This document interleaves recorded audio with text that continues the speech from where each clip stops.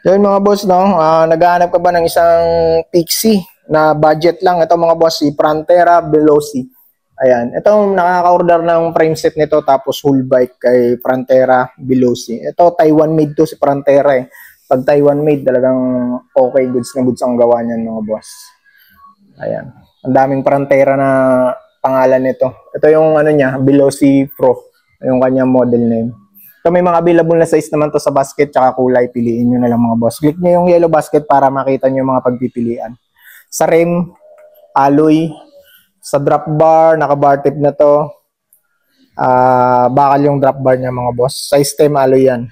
Sa seat post, bakal. Siyempre budget lang yan boss. Natural yan sa mga budget bike. Tapos sa bottom bracket dito, ball bearing pa mga boss. Upgrade nyo na lang. Gawin yung seal bearing to. Kahit square type, seal bearing, basta seal bearing. Okay mga boss. Ayan. Aluminum yung kanyang crank arm. Sa pedal, plastic. Naka-dalawa na yung sprocket nito mga boss. Pwede kayong maglagay ng brake kasi dalawa na yung ano niya. Pwede kayong may pre-wheel. Ito may plate na. May plate siya. Ayan. Sa tire nito, medyo baka 700 by 28 ito mga boss yung tire niya. Hindi lang natin masipat ng gusto. Dito sa kabilaan natin. Ayan mga boss, check out nyo na lang yan dyan sa yellow basket natin kung gusto nyo yan si Frontera Veloci. Ayan. Naka-internal na rin to kung maglalagay kayo ng brick ilagayin niya internal. Ayan aluminum frame.